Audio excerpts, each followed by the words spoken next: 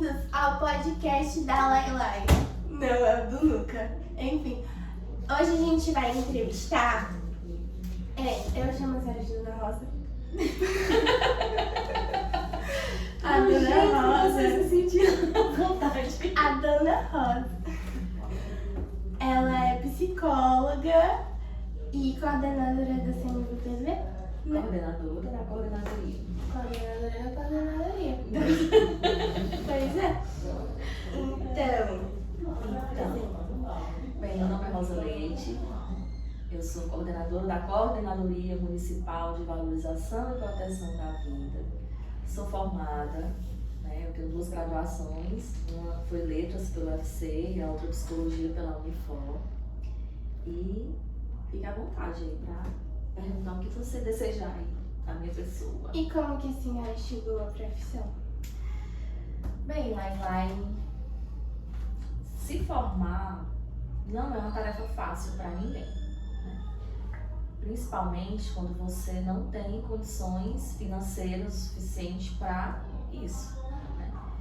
Então, eu sou filha de uma família em que eu fui dada aos 3 anos de idade e fui criada por uma família. Naquela época não tinha muito a conotação de adoção, era apenas um favor que estivesse fazendo a família de origem, a família biológica.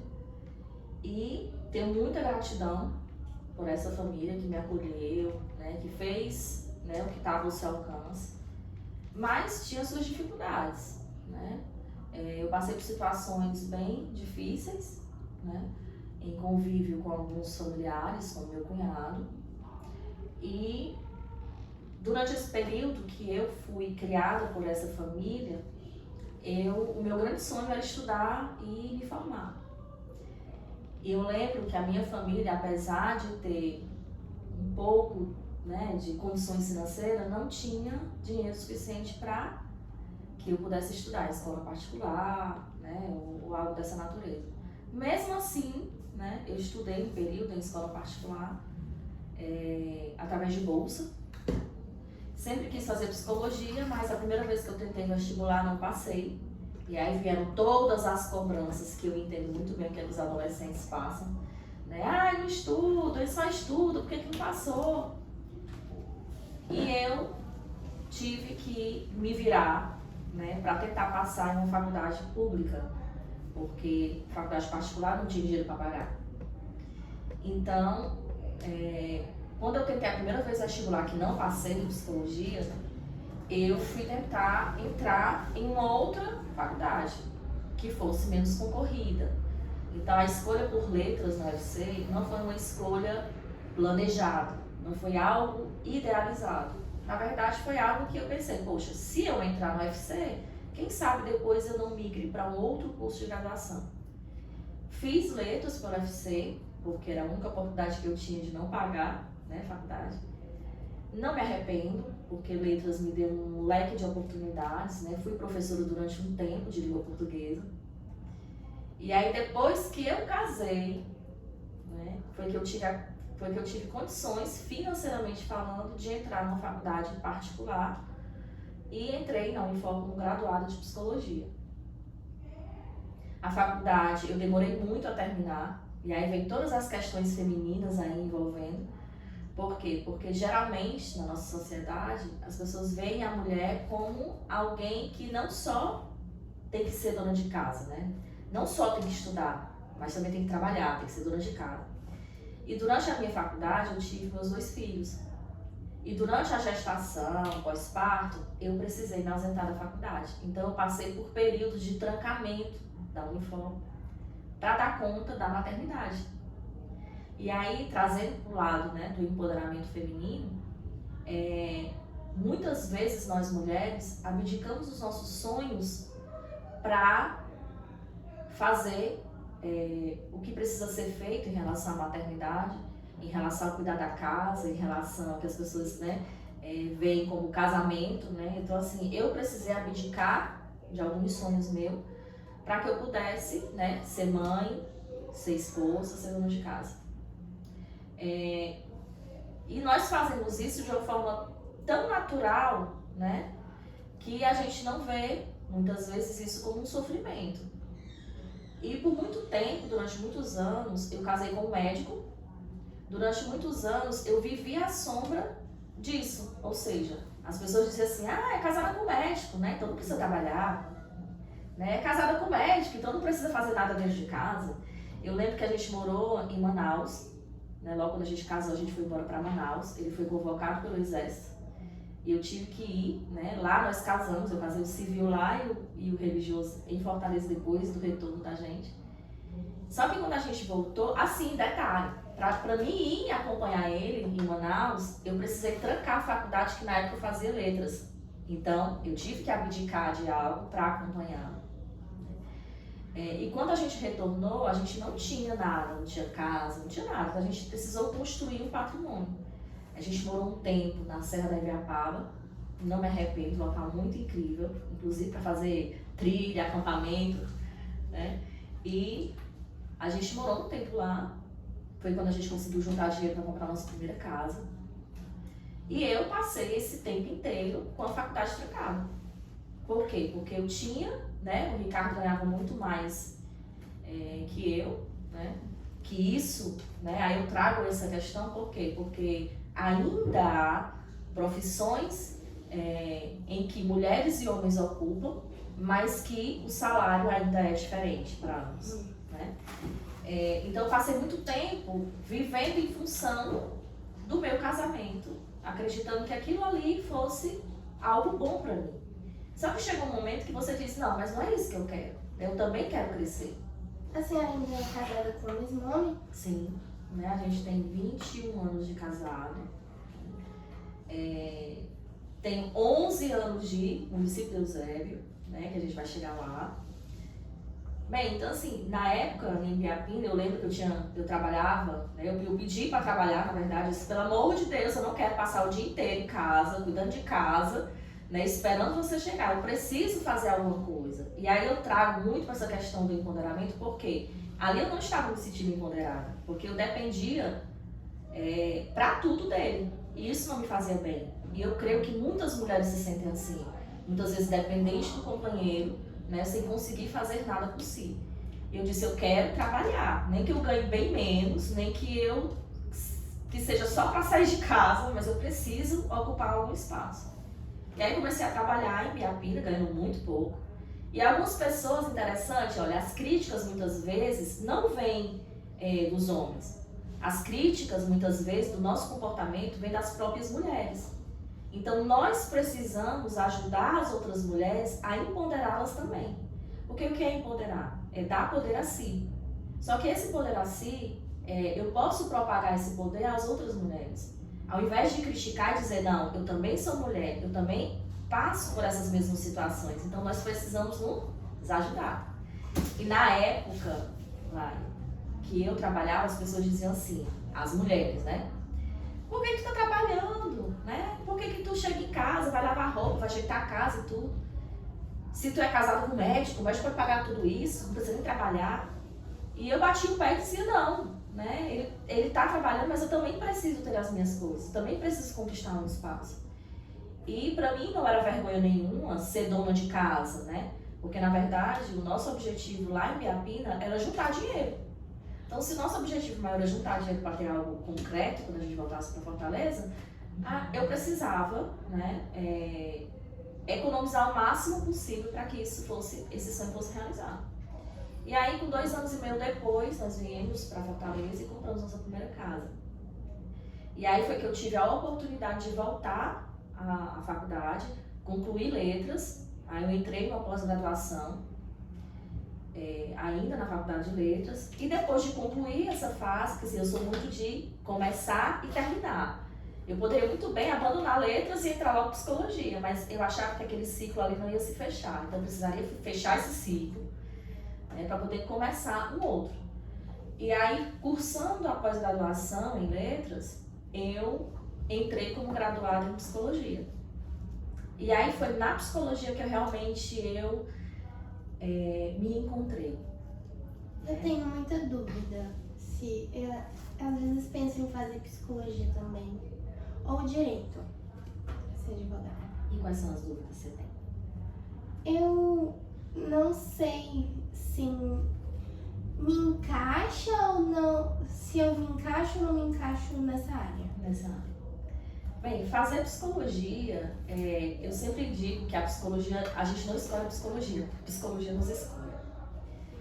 Porque muitas pessoas entram na faculdade, eu me lembro que na primeira disciplina que eu cursei, uma das perguntas do professor foi essa: por que você escolheu psicologia?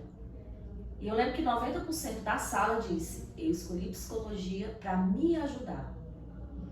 No final da pergunta, o professor disse assim: se vocês escolheram a psicologia para ajudar a vocês mesmos, vocês estão no lugar errado. Porque a psicologia, na verdade, ela vai ajudar outras pessoas. Lógico que com o autoconhecimento, com o estudo que a gente vai ter, com a formação que a gente vai construir dentro desse espaço acadêmico, dá ainda mais empoderamento a gente e também nos possibilita esse autoconhecimento, fato. Mas não que isso seja algo para mim. Tanto é que quando você é psicólogo, você precisa ter um psicólogo. Porque nós precisamos também ser cuidados. Então a gente absorve muito conteúdo negativo das pessoas. Então a gente precisa também cuidar da gente. Porque se a gente não cuida da gente, a gente não consegue cuidar do outro. Então se eu não estou bem psicologicamente falando, eu não vou conseguir dar conta.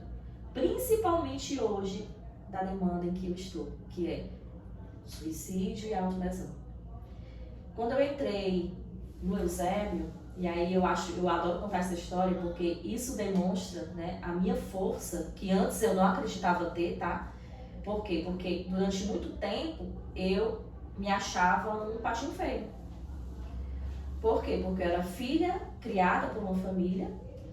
Dentro dessa família, muitas vezes eu ouvia, né, vai ser igual a mãe, né? As pessoas falavam muito mal da minha mãe biológica, né?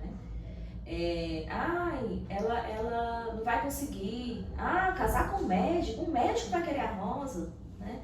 Então essas coisas que durante muitos anos, né, além do fato de eu ter sido criada por outra família, porque a todo momento eu achava, poxa, se a minha família biológica não me amou, quem vai me amar? Né? Então ficava sempre aquela ponto de interrogação. Com a maturidade, com a presença dos meus filhos na minha vida, o Lucas e a Letícia, eu comecei a perceber que o que os pais nos dão é aquilo que eles podem dar. E hoje eu tenho uma gratidão muito grande, tanto pela minha família biológica, quanto pela minha família que me criou. Porque se não tivesse sido dessa forma, talvez eu não tivesse chegado até aqui. Então, as dificuldades que muitas vezes a gente vê como dificuldade, na verdade são apenas passos que você dá rumo ao que você deseja. Então não foi fácil chegar até aqui. Eu lembro que quando eu estava próxima a concluir psicologia, eu fazia um estágio lá no Valdemar de Alcântara. Eu trabalhava na UTI neonatal. E eu tive que fazer uma escolha, porque eu tinha entrado no Eusébio, e detalhe, eu entrei no Eusébio como estagiário de psicologia voluntário. Na época não tinha nem bolsa para estagiário. Na época era a secretária de Desenvolvimento Social, era Eleusa, e eu fui lá conversar com ela pedindo a oportunidade para ficar em um equipamento em que eu tivesse uma experiência na área social, porque a minha experiência toda na graduação foi na área hospitalar. Então eu fiz parte do PET Rede Cegonha, em que eu atuava na sala de parto, e toda a minha trajetória da vida acadêmica foi nesse lado saúde. Como eu fui professora, né, então eu sabia como é que era a psicologia também educacional, né, escolar na verdade, mas eu não quis ingressar por esse caminho. E queria muito entender como é que funcionava, né, o papel do psicólogo na área social. E fui procurar a secretária e ela disse: Rosa, tem uma vaga para você pode procurar um CRAS. Né? E aí eu fui buscar, né, o CRAS, mas não deu certo. Né? Eu não fui muito bem recebida nesse CRAS, mas voltei a agradecer a ela, né, por ela ter dado a oportunidade. E ela disse: não, você veio com tanta boa vontade, eu vou mandar você pro CREAS, procure lá a Catiana, que ela vai com certeza ficar com você lá. E aí fui, né? E foi um trabalho de formiguinha mesmo, né? Eu entrei, ninguém me conhecia, né? Eu comecei a ir, eu pagava para trabalhar praticamente, porque o deslocamento de Fortaleza para o Eusébio não é perto, né?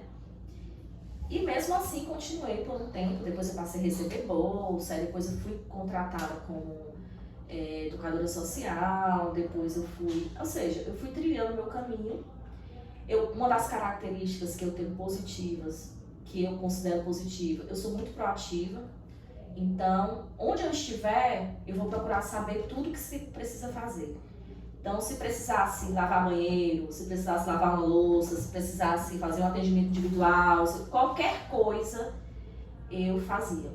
E eu lembro que um dos amigos secretos que teve no CREAS, o meu apelido foi Bombril, Mil Utilidade. Porque realmente, tudo que me diziam assim, Rosa, tu consegue? Consigo, eu faço, eu vou. E isso foi me tornando uma pessoa necessária dentro do CREAS, né? E aí eu lembro que a Catiana disse, Rosa, eu não quero ficar sem você, né? Teve uma época que teve cortes e tudo. E pegamos uma confiança muito grande uma na outra, né? Hoje ela é minha grande amiga, né? E trilhamos esse caminho juntas. E na época ela disse, Rosa, eu penso em sair do CREAS, né, mas eu gostaria de deixar uma pessoa lá. E aí na época eu disse, quem, mulher? Pelo amor de Deus, né? Já imaginando que pudesse vir uma pessoa diferente, né? Ia mudar um pouco a rotina do grupo. E ela disse, não, você. Eu confio em você para ser coordenadora do CREAS. Na época lá, eu ainda não tinha concluído totalmente psicologia, estava no último semestre. Ela disse, conclui mais rápido que você puder, para que você possa entrar, né? Eu já era graduada, né? Mas precisaria de uma formação na área que referente ao cargo, né, de coordenador de CREAS. E aí consegui concluir a faculdade em um semestre, muitas disciplinas, eu lembro que na época eu estava em 10 disciplinas, né, para poder concluir tudo. E fiquei sendo coordenadora de CREAS durante 5 anos. E na coordenação de CREAS, era diferente, era algo totalmente diferente, porque eu saí como técnico para uma coordenação. Então, era algo novo, desafiador e uma responsabilidade muito grande, porque o CREAS ele atende pessoas em situação de vulnerabilidade e violência. Então, eu precisei, né, me fortalecer enquanto mulher, enquanto pessoa, para dar conta dessa demanda, inclusive de violência contra a mulher. Passei 5 anos atuando no CREAS, até que surgiu a oportunidade que o Ministério Público criou, Vidas Preservadas, que faz a questão da prevenção em todo o estado do Ceará. Então, na época, eu fui chamada para ser a representante do Ministério, né, do Eusébio no Ministério Público para atuar com a prevenção do suicídio no município. E aí o doutor Simão teve uma grande sacada, né, que era o quê? Por que não criar uma coordenadoria? Por que não criar uma lei municipal para a criação de uma coordenadoria? E aí ele criou essa lei em 2019, em agosto de 2019, em que a coordenadoria, o objetivo principal é coordenar ações de prevenção ao suicídio e à autolesão. E nós começamos a atuação da coordenadoria, de fato, em janeiro de 2020. E em março de 2020 começou a pandemia. Então, a coordenadoria, se a gente não tivesse inovado, a gente provavelmente não estaria aqui. Porque o Dr. Asson, ele confia no nosso trabalho. Mas, ao mesmo tempo, a gente ia ficar meio de pés e mãos atados. Porque entrou o lockdown, ninguém podia sair. Então, a gente criou as plataformas, né, YouTube, Instagram, Facebook, criamos um canal de atendimento online. Na época ainda não tinha disponibilizado, né, nenhum local havia disponibilizado isso, e a gente foi praticamente o pioneiro, que eu lembro que na mesma época também surgiu em Fortaleza, e nós começamos a fazer o atendimento online. Com pouco tempo depois, o CRP, né, o Conselho, liberou os atendimentos online para os psicólogos, e aí a gente fez o cadastro no EPSI, então todos os psicólogos da coordenadoria são cadastrados pelo EPSI, e hoje nós atuamos, né, estamos com quase 2.000 seguidores pelo Instagram, um trabalho mesmo de formiguinha, né, mas um trabalho assim que só em falar já me emociona, porque assim, a gente precisou ser desafiados, né, a gente passou um tempo dentro de alguns equipamentos, né, a gente não tinha uma sede própria, a gente não tinha estrutura suficiente para a demanda que a gente estava assumindo, e eu sou muito exigente, né, os meninos da coordenadoria sempre falam que eu tenho a questão do perfeccionismo muito, muito forte, né, eu sei que isso foi uma construção da minha infância, né, eu precisava ser a melhor para ser muitas vezes aceita pelas pessoas, e trabalho isso constantemente dentro de mim para que isso não se torne adoecedor, né? Então eu faço terapia há muitos anos e continuarei fazendo. E hoje nós estamos, né, com o equipamento montado, com tudo novinho, né? Estamos atualmente com 88 pessoas em atendimento online. Todo dia a gente posta coisas no grupo, você vai perceber isso, né? Todo dia a gente posta coisas no Instagram, a gente já participou de congressos internacionais, a gente é chamado por outros municípios. Semana passada a gente foi convidado por Fortaleza para capacitar os psicólogos dos colégios militares do Ceará, que é Juazeiro, Sobral, Fortaleza e Maracanaú. Nós somos chamados por Jericoacoara também para capacitar um grupo que está se formando lá, o Ressignificar, que é muito lindo o trabalho deles. Já fomos chamados por Beberibe, ou seja, vários locais estão chamando porque estão vendo que a ideia surtiu efeito. E eu fico muito feliz por isso, né? Assim, por a gente aos pouquinhos estar mostrando nosso trabalho e ser reconhecido por isso, né?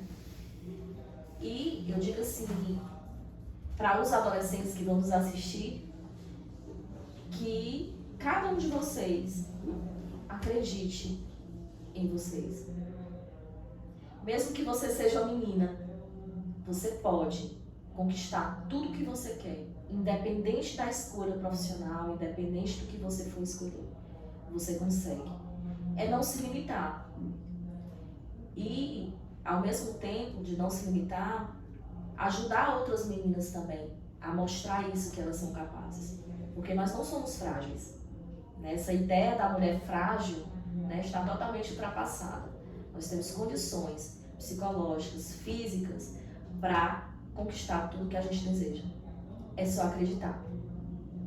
Então, trazendo um pouquinho para prevenção ao suicídio, à autolesão, nós precisamos dar as mãos, porque muitas mulheres tentam, apesar de se efetivar muito mais em homem. Mas, se as mulheres tentam muito mais, o que acontece dentro delas que a levam a cometer isso? Então, eu sempre falo que muitas vezes nós mulheres somos algozes de nós mesmas. Se é colocado um exemplo, vou dar um exemplo, algo no Instagram, por exemplo, na rede social, sobre uma mulher, se você for olhar os comentários sobre isso, muitas vezes são de nós mulheres, criticando a atitude de outras mulheres. Então a gente precisa entender que, enquanto a gente não der as mãos umas às outras, as coisas não vão mudar. Então, se a gente quer igualdade, e eu digo que lutar por uma causa, né, a gente precisa olhar um pouquinho mais para as nossas atitudes também, né, e não só culpar ou achar que o mundo inteiro está contra nós, né, quando na verdade é a gente muitas vezes que se coloca nessa condição. Então a gente precisa reconhecer os nossos valores e ajudar outras mulheres a reconhecer os seus valores também.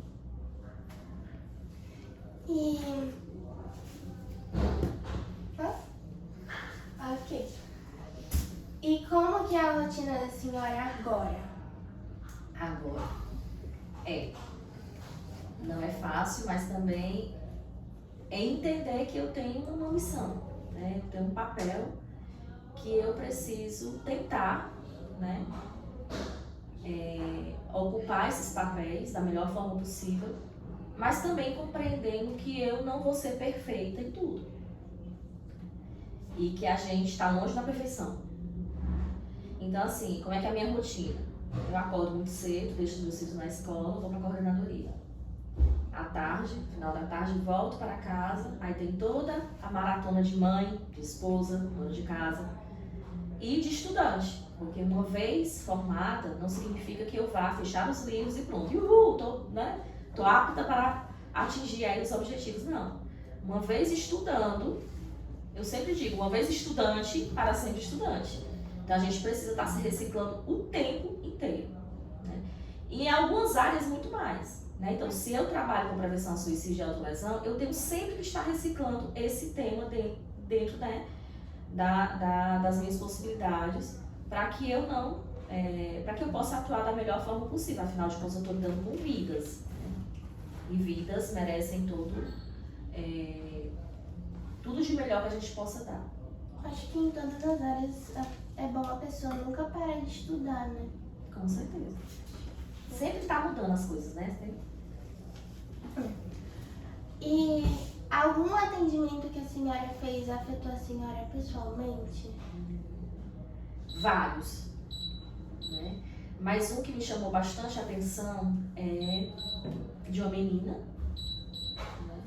que ia para os atendimentos e sempre dizia a mesma frase, né? Que não se achava bonita, que não se aceitava. Então ela tinha um estilo de cabelo diferente do que o natural dela. Então ela usava trancinhas Rastafari. E acho lindo essas trancinhas, mas na situação dela, ela não aceitava o cabelo dela como era. E aí por conta disso, fazia as trancinhas para se sentir mais bonita. E aí eu fui mostrando, né, durante o atendimento, né, ela trazia muitas questões de conflitos familiares, de questões bastante íntimas, que precisaram ser cuidadas, né? E o nosso trabalho na coordenadoria, eu acho importante falar, porque a gente vai, né, transmitir isso para outras pessoas, é um trabalho de prevenção, intervenção, pós-venção e acompanhamento. Então a gente não faz só um atendimento. E também não é o modelo psicoterapia, que toda semana a pessoa vai estar lá para atendimento. Não. A gente precisa atender, acolher a demanda e ver quais os encaminhamentos nós podemos dar. Porque a questão do suicídio ele é multifacetado, não é uma causa apenas. Então, diante de mim, tem uma pessoa buscando ajuda, mas que não é só por conta da autoestima. Existem outros fatores envolvidos. Então, um exemplo. Se um adolescente me procura para atendimento e ela está passando por abuso sexual e por isso tentou suicídio ou se autolesionou, eu não posso apenas atendê-la nesse espaço, né, e não fazer nada, porque eu vou estar enxugando gelo. O que é que eu preciso fazer? Ver quais são os fatores de risco que ela tem, o abuso sexual é um deles, e encaminhar essa demanda para os órgãos, né, para os serviços disponíveis dentro do município. E Rosa, o que é mais? E eu também preciso saber quais são os fatores de proteção que ela tem, para que eu possa encaminhar também. Um exemplo dessa menina, ela gostava muito de música, queria muito tocar um determinado instrumento, mas não tinha a possibilidade de fazer isso. E aí, como fator de proteção, eu encaminhei ela para o NAEC. E aí lá ela começou a aula de música. Então, a gente pode trazer essa possibilidade para o paciente, para que ele possa entender que a vida dele não é só aquele problema. Existem outras possibilidades, outros caminhos. E nós estamos ali para traçar esses caminhos, né? Se ela precisa ser acompanhada para ressignificar alguns traumas e para ser cuidada, por exemplo, no caso adolescente, a questão do abuso, eu precisei encaminhá-la para o CREAS. Então, o CREAS precisa estar ciente, né? Os CRAS também precisam acompanhar. Então, cada caso é um caso. Cada pessoa é um ser individual com suas questões que precisam ser cuidadas. Eu não posso pegar o meu atendimento realizado com essa adolescente e realizar da mesma forma com outro adolescente, porque o outro adolescente ele já vai trazer outras demandas, né? E ainda tem um detalhe, o que é fator de proteção para mim pode não ser para você. Exemplo, na maioria dos livros mostra a família como fator de proteção. Mas, se essa família abusa, se essa família negligencia, se essa família é tóxica, ela deixa de ser um fator de proteção e passa a ser um fator de risco. Então, eu preciso entender a história desse sujeito. para que eu possa entender o que é fator de risco para ele e o que é fator de proteção para ele.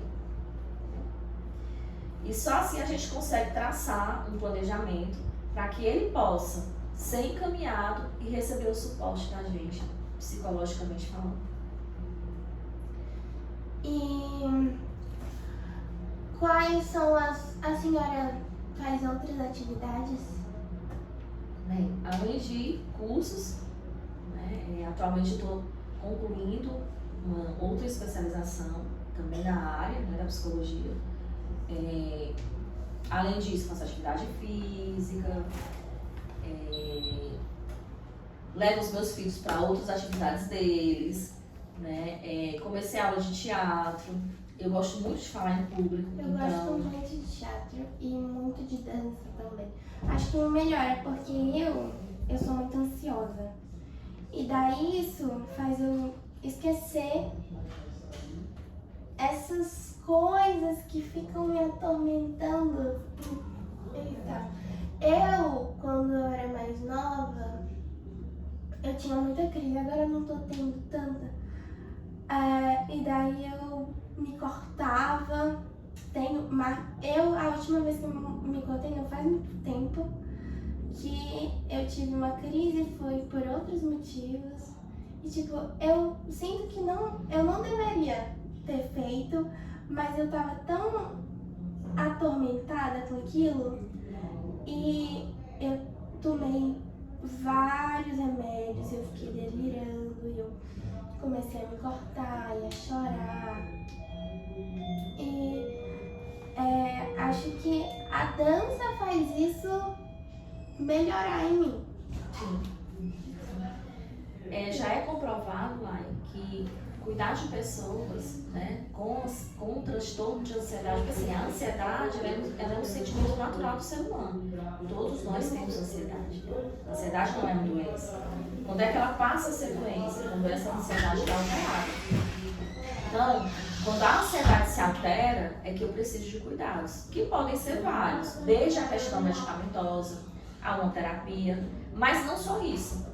Então, já é comprovado que cuidar da alimentação e fazer atividade física é um grande, como eu posso dizer, é um grande aliado no cuidado com a saúde mental das pessoas. E eu tenho muito problema com a alimentação também. Tipo, ou eu como demais, ou eu não como. Eu não consigo comer. E daí, normalmente, eu como pouco. Mas quando eu tô ansiosa, eu como demais. Ou nervosa pra alguma coisa. Daí eu começo a comer demais. Faz sentido. Na verdade, assim, é uma válvula de escape. Geralmente as pessoas usam a comida nesse sentido, né? Ou mais ou menos. Acontece que você se percebendo nesse movimento, você pode se ajudar, né? E trabalhar a questão do autocontrole. Agora sim, a atividade para você nesse caso é extremamente importante. E eu não digo só, no caso você, né? Mas todos os adolescentes que estão nos assistindo precisam praticar um esporte. Porque não é questão de corpo, entende? Não é questão de... Até porque assim, essa questão do corpo perfeito não existe, né? Então nós precisamos estar felizes e aceitar a gente como a gente é. Isso atormenta muito a cabeça de várias Isso pessoas. atormenta. Eu tenho muitas amigas que têm muito problema com autoestima. Enfim, elas sabem que elas são. E você sabia que as redes sociais, ela traz um peso muito negativo nessa questão? Sim. Eu costumo dizer que nas redes sociais você não vai ver ninguém liso, feio, desarrumado, né? Então, assim, a gente geralmente coloca as nossas melhores fotos, nossos melhores locais. Você pode estar um bagaço por dentro, né? Mas coloca o melhor ali. Então, causa uma falsa impressão de que tá tudo bem. E você que não está bem, olhando as redes sociais, você diz, puxa vida, todo mundo lindo, todo mundo feliz, por que eu não tô assim? Justamente porque as redes sociais, ela não retrata o real. Ela mascara o real, dando uma falsa sensação de que tá tudo bem. E todo mundo tá mostrando lá que tá tudo bem, que tá todo mundo feliz. Quando na verdade não está. Sim, eu mesma faço isso, gente. Né? Pois é. Então, E não só nas redes sociais. Às vezes, quando eu tô mal, tipo, ano passado, esse ano também, mas ano passado eu chegava na escola e eu chegava sorrindo, tipo, querendo mostrar que eu tava feliz, sendo que eu não tava, eu tava acabada. E daí eu, do nada, começava a ficar ansiosa, porque, tipo assim, eu não conseguia segurar aquele personagem que tava acontecendo. as máscaras caem, né? Pois é. E assim, e às vezes, eu sempre falo que muitas vezes nós usamos as máscaras sociais porque é muito mais fácil eu dizer que está tudo bem do que contar para as pessoas o motivo por qual eu estou mal. Então, a gente acaba usando as máscaras para não ter que falar da gente. E Acho que eu só consigo falar que eu tô mal com a minha mãe, ou com o meu namorado, ou com as minhas duas melhores amigas, que é a Ellen e a Clarice. Beijo. Eles me passam muita confiança e ali eu consigo falar pra eles que eu tô mal. Mas se qualquer outra pessoa me perguntar, eu não consigo, de jeito nenhum. E eu, na verdade, eu fico nervosa quando ela pergunta. Porque eu quero dizer que não, mas eu digo que tá tudo bem. E isso não é só você. A grande maioria das pessoas faz isso, né? E não é porque eu sou psicóloga que eu estou alheia ao mundo humano, né? Na verdade, eu também passo por minhas crises. Eu também, muitas vezes, preciso usar as máscaras sociais. Só que o problema é, a gente precisa ter uma válvula de escape. A gente precisa cuidar da gente em todos os aspectos da vida, para que a gente não use 24 horas máscaras que não são nossas. Então a gente precisa cuidar da alimentação, a gente precisa cuidar fazendo atividade física, a gente precisa cuidar da espiritualidade, a gente precisa ter amigos, a gente precisa ter diálogo com a nossa família, que é umas questões muito complicadas hoje em dia, porque parece que a família está falando uma língua e o adolescente está falando outra. Quando na verdade eles precisam entrar no denominador comum, porque tanto causa sofrimento nos pais como nos adolescentes. Então, as gerações elas estão perdidas nesse sentido, porque os pais foram criados de uma forma, querem colocar os filhos na caixinha e esses filhos têm vontade própria. Ele não pode ser colocado numa caixinha porque a gente cria o filho para o mundo e não para a gente. Então precisa ter diálogo aberto e franco, mostrando para esse adolescente que toda escolha tem uma consequência e que as tuas escolhas vão implicar na família e socialmente falando. Então assim, dentro de uma escola, a gente quando vai dar palestra na escola, a gente sempre fala, a escola é um ser vivo. Então tudo que acontece socialmente falando reflete dentro da escola. Então, se o adolescente apresenta comportamento violento dentro da escola, isso é um reflexo social. Então, é preciso cuidar desse adolescente, não olhando apenas para o adolescente, mas olhando para os aspectos da família, os aspectos sociais, porque senão isso não vai ser resolvido. Então, a escola ela tem que estar atenta, né? Ela não pode apenas acompanhar o aluno e não esperar apenas notas, né, e números. Na verdade, existe um ser humano ali que está adoecido, né, e que precisa de ajuda. E quando a gente fala em escola, não só o adolescente hoje em dia está adoecido, mas essa pós-Covid tem trazido muitas consequências danosas. Quantas pessoas não perderam parentes? Quantos adolescentes não estão órfãos de pai ou de mãe? Então a gente precisa cuidar disso em toda a sua dimensão, porque senão a gente vai estar enxugando gelo. Eu tenho uma relação muito boa com a minha mãe, tipo, a gente fala sobre tudo abertamente e ela é tipo muito minha amiga, ela me entende, é maravilhoso. Mas isso é agora, antes não era assim. Que bom que vocês encontraram um caminho, porque Sim. muitos pais ainda estão encontrando esse equilíbrio aí que vocês vão encontrar. E a gente fala sobre tudo, tudo mesmo, tipo, tudo. Só não pode esquecer que mãe é mãe. Sim. Né? Apesar de você dizer que ela é sua amiga, mas ela precisa pontuar quando você estiver errado. E não pode ter raiva, né, da mãe. E antes, quando tinha uns 10 anos. Daí eu fiquei meio que só. Eu morava eu, minha mãe e meus 3 irmãos. E minhas irmãs já estavam maior de idade, elas foram morar só, meu irmão foi morar com a mãe dele e o meu pai foi morar sozinho. Eu lembro que no dia que ele foi embora eu chorei tanto. Eu vi ele saindo e eu chorei demais. Daí ficou só eu e minha mãe.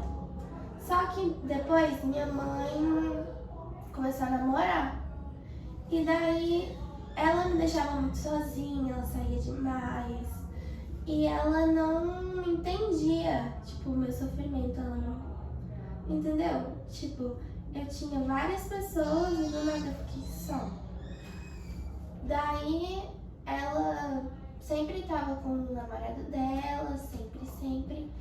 E daí teve um momento que ela só me visitava praticamente. Tipo, ela nunca tava ali comigo e eu tava só sempre. Mas eu sempre fazia minhas coisas. Eu poderia ter feito, tipo, poderia ter desandado dali.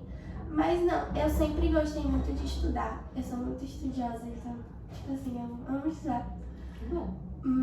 E amo dançar também, como já disse. E eu fiquei com a minha cachorrinha, então eu sempre ficava nas duas. Aí ela assistia comigo, enfim. Sua companheirinha. Pois é. Bicho de estimação é muito bom pra saúde mental também. Pois é, daí não faz muito tempo, faz o quê? Ano passado que minha mãe voltou a ficar mais em casa. Ela ainda namora com os namorados dela, só que a gente foi morar em outra casa e a gente vive junta agora. Mas agora eu que não fico muito em casa. Porque eu tenho a escola, aí tem a dança. Eu vou fazer uma apresentação agora no Dragão do Mar, Que legal. vai ser próximo ano. Vão vir pessoas juradas de outros países pra avaliar a gente. Eu sou muito feliz. Daí tem o Nuca também, que me ajuda muito, porque eu tenho contato com os meus próprios amigos da minha escola. Tipo, o nosso grupo da escola tá aqui dentro. Daí é muito bom. Tem, é muito, sabe, o Maxiel, ele também, ele expande a alegria, sabe, muito bom. Enfim, é isso. Pois é. Então, parabéns se você encontrou um caminho com a sua mãe, que não é fácil, né? Não esquecendo que vai ter momentos que ela vai puxar a orelha, que é necessário, né? Porque mãe é mãe, né? Mãe não é só essa questão de amiga, né? Uma coisa que a gente precisa entender é que a família precisa ser cuidada, porque algo que acontece dentro da família repercute na vida das pessoas que estão nessa família. Você falou de separação dos seus pais. A separação muitas vezes deixa marca dolorosa, porque a criança muitas vezes não entende que o adulto ele deixou de gostar um do outro e que permanece gostando dos filhos. Então muitas vezes os filhos se sentem desamparados, como se os pais deixassem, como se os pais deixassem também de gostar deles. Quando na verdade não, né? Nenhum casal é obrigado a permanecer junto quando não tem um casamento feliz, né? E os filhos sentem também quando esse casamento não é bom, quando esse casamento está fazendo sofrer tanto o pai quanto a mãe. Então é preciso tomar decisões que são difíceis, mas precisam também preparar os filhos para isso, né? Para não ficar, muitas vezes, acontece de alienação parental. Quando o casal se separa e ao invés de mostrar para o filho que eles, né, se separaram por questões que não tem nada a ver com o filho, fica muitas vezes colocando um pai contra a mãe. Ah, teu pai não presta, tua mãe que não presta. Então isso vai gerando muitas vezes na criança, no adolescente, questões muito graves, porque assim, aquele filho ele não deixou de amar nem pai nem mãe, né? e o filho não gosta. Eu tenho certeza que quando você ouvia isso do seu pai, você não gostava quando seu pai falava mal da sua mãe, ou quando sua mãe falava mal do seu pai, ou vice-versa. E eu não vejo tanto meu pai. Eu vou pra lá de 15 em 15 dias e tipo, a gente até se fala, a gente até conversa muito. Ele me pergunta se eu tô bem, como que vai a minha vida, e eu falo demais, porque normalmente eu já falo demais. Mas, enfim, não sei da onde é que ele arranja paciência. Mas enfim, e daí, mas mesmo assim é estranho. Eu acho estranho. É uma outra configuração familiar. O importante é que você entenda, você como filha, que o seu pai não deixou de amar você. Ele apenas não deu certo com a sua mãe, de fato. Assim como você vai ter outros, né? Vai ter relacionamentos durante a vida que muitas vezes vai dar certo, outras vezes não vai dar. E cada um pro seu lado. O importante é que a gente seja feliz. Né? Não adianta arrastar um casamento muitas vezes por anos, né? Trazendo infelicidade para si e, consequentemente, para os filhos, porque os filhos percebem quando os pais não estão bem. Então, e muitas vezes a criança traz esse sentimento de culpa para si. Meus pais não deram certo, muitas vezes por minha culpa, né? Será que eu dava tanto trabalho assim, que acabou, né? Eles não se entendendo por minha causa? Então, esse sentimento de culpa é muito comum, né? Em quem está, né, dentro dessa composição familiar em que tem uma separação. Eu me sinto culpada por tudo, praticamente. Tipo, tudo que acontece eu sinto que é culpa minha. Tipo, eu sou muito atrapalhada, assim, avulada. E daí, o pessoal reclama disso, né? E daí eu, sei lá, me sinto culpada por essas coisas, não sei.